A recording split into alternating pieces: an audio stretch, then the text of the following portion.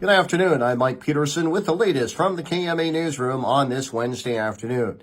Shenandoah officials are ending an agreement providing police coverage in Essex. At its regular meeting last night, the Shenandoah City Council unanimously approved the termination of the 28E agreement between the two cities and the completion of the necessary documentation to end its coverage after a 30-day notice. Shenandoah has provided Essex law enforcement services since 2012, when then Essex Police Chief Mike Anderson retired. Well, speaking on KMA's Morning Line program this morning, Shenandoah Mayor Roger McQueen says the move comes primarily due to staffing complications. Well, basically, with talking to the chief, we're down some officers, and the main concern is our staffing, and we just to put 35 hours up there a week with being short-staffed, it just seemed like this was an appropriate move to make, and it's a fact to give Essex plenty of time to find other law enforcement, whether it be county or if they want to do something on their own. But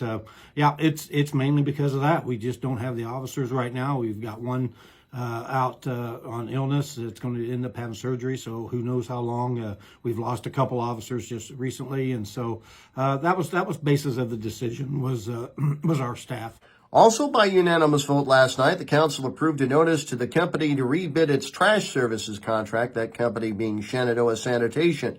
Speaking once again on the Morning Line program this morning, Mayor Roger McQueen says the city gave Waste Connections, Shenandoah Sanitation's parent company, 6 months' notice regarding its contract. The contract we have now with Waste Management is due to expire in June, and in the contract it says 6 months notice. So if to make any changes in their contract in June, we have to open this up for bids. And why we're doing it so early is because, like I say, in the contract it says we have to give them 6 months. So we're going to do it now, and then that way we can get any of their changes that they would like to make in their contract.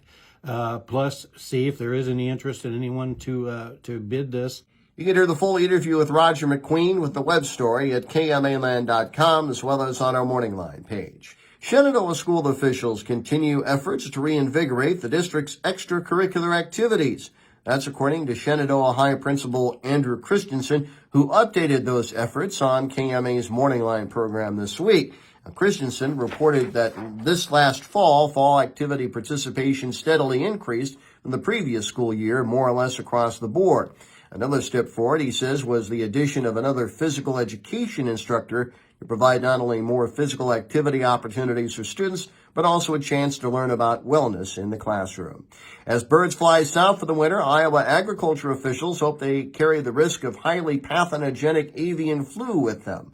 Positive cases of the deadly strain have been reported at 18 sites alone this fall, including Mills and Taylor County. The most recent report was in Mahaska County.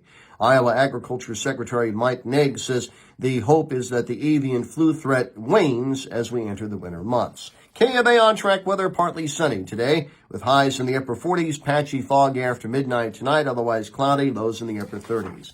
More news at 5:05 and 6:05 this evening, and online at KMAland.com. Have a good rest of your Wednesday. Mike Peterson, so long, my friend.